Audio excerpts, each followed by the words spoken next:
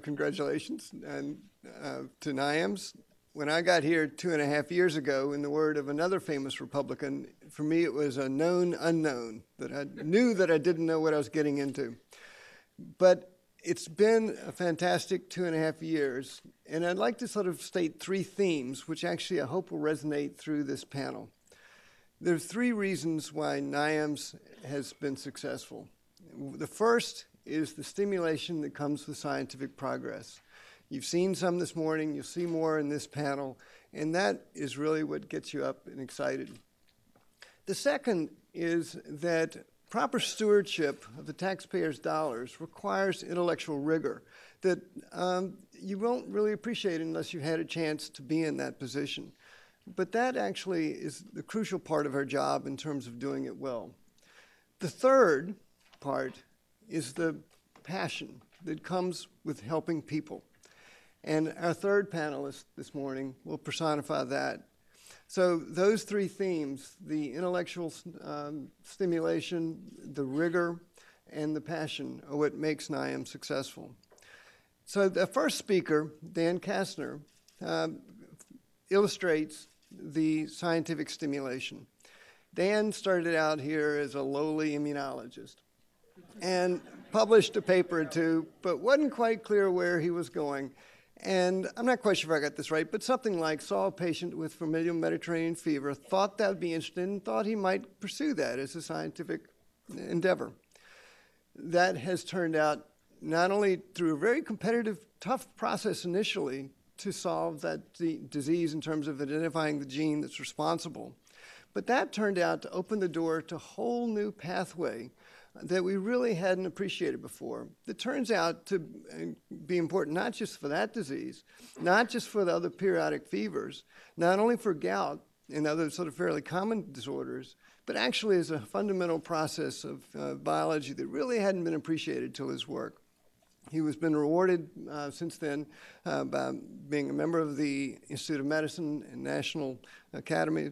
And after 5 years as our clinical director, recently moved to Human Genome Science, to the National Human Genome Research Institute, where almost got rid of you.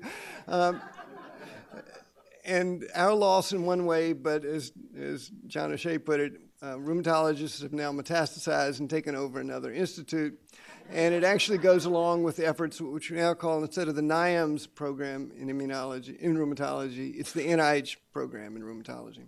Our second speaker will be John O'Shea, who has been scientific director for the past 5 years. And John, what he's accomplished is really a poster child for what the intramural research here at NIH can do. Both these characters are. So although most of our money, 80%, goes out to fund research in the community, in universities and actually in for-profit institutes as well. Some budget, about 10%, is kept here in Bethesda where it is used by intramural investigators. And they have a unique opportunity in that they are given a pretty free rein to pursue things in a setting where there's unbelievable technological opportunities. And both Dan and John have taken advantage of that. But John, as the scientific director, has the job of doing that the best that can be done with as money as available.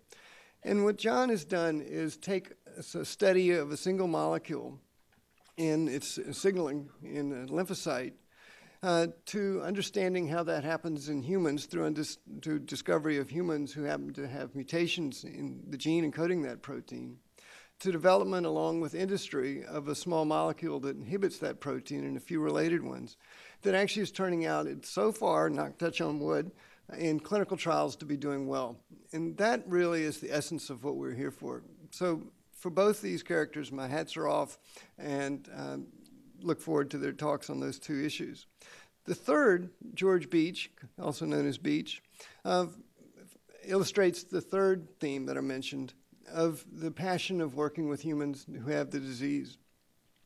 But what George has done is live with arthritis, but has also managed to convey that through some art that I hope he will share with us today.